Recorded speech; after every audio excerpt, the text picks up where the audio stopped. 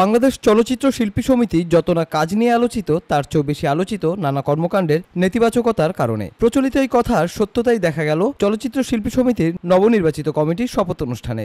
মঙ্গলবার বিকেলে সভাপতি মিশা সওদাগরের নেতৃত্বে শপথ নেয় নির্বাচিত কমিটি। দ্বিবার্ষিক মেয়াদের এবারের নির্বাচনে নিরঙ্কুশ জয় পেয়েছে মিশা দ্বীপজল প্যানেল। তবে শপথ গ্রহণের পরপরই সাংবাদিকদের সাথে মারামারি এবং ধস্তাধস্তির ঘটনায় উত্তপ্ত হয়ে ওঠে এফডিসি প্রাঙ্গণ। প্রত্যক্ষদর্শীরা জানান, শপথের পর সাংবাদিকদের সঙ্গে বাকবিতণ্ডায় জড়ান শিল্পীরা। এক পর্যায়ে সাংবাদিকদের উপর হামলার ঘটনা ঘটে। হামলায় নেতৃত্ব দেন শিবা শানু, চলচ্চিত্র শিল্পী সমিতির নবনির্বাচিত কমিটির সাংগঠনিক সম্পাদক জয় চৌধুরী ও আন্তর্জাতিক বিষয়ক সম্পাদক আলেকজান্ডার বো। এ ঘটনায় নবনির্বাচিত শিল্পী সমিতির অনুষ্ঠানে আমন্ত্রিত গণমাধ্যম কর্মীদের উপর হামলার ঘটনায় তোলপাড় মিডিয়াপাড়া। এ ঘটনায় হতবাক সাংবাদিক, দর্শক, ভক্ত এবং শিল্পীরাও। নিন্দার ঝড় বইছে সামাজিক মাধ্যমে। দুঃখ প্রকাশ করে বিবৃতি দিয়েছেন নবনির্বাচিত সভাপতি মিশা সওদাগর ও সাধারণ সম্পাদক মনোয়ার হোসেন দ্বীপজল। এমনকি যত দ্রুত সম্ভব এই ঘটনায় দায়ী ব্যক্তিদের বিরুদ্ধে প্রয়োজনীয় ব্যবস্থা গ্রহণের অঙ্গীকারও করেছে নবনির্বাচিত কমিটি। গণমাধ্যম কর্মীদের উপর হামলার ঘটনাকে ন্যাক্কারজনক বলছেন শোবিজ অঙ্গনের তারকারাও। এই ঘটনায় ক্ষুব্ধ প্রতিক্রিয়া দেখিয়েছেন একসময়ের জনপ্রিয় চিত্রনায়ক রিয়াজ। হামলার প্রতিবাদ জানিয়ে এর সুষ্ঠু তদন্ত ও বিচার চেয়েছেন।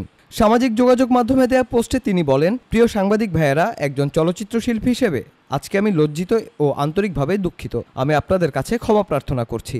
এমনটা আসলে হতে পারে না। চলচ্চিত্র শিল্পী ও সন্ত্রাসীর মধ্যে অনেক পার্থক্য রয়েছে। চলচ্চিত্র শিল্পীরা সন্ত্রাসীর ভূমিকায় অবতীর্ণ হতে পারেন না। এ ঘটনায় অন্তত 10 জনের মতো সংবাদকর্মী ও ইউটিউবার আহত হয়েছেন।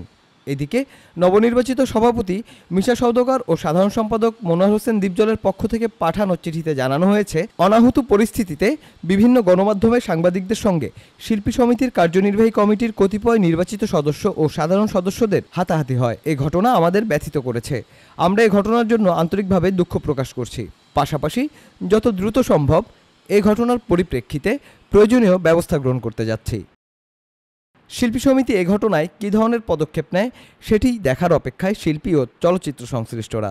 দায়িত্ব নিয়ে শুরুতে এমন চ্যালেঞ্জ নবনির্বাচিত কমিটির নেতারা কিভাবে সামলে নেবেন সেটিই তাদের নেতৃত্ব গুণের প্রমাণ দেবে বলে মত বোদ্ধাদের। Desk report, timeline Bangla.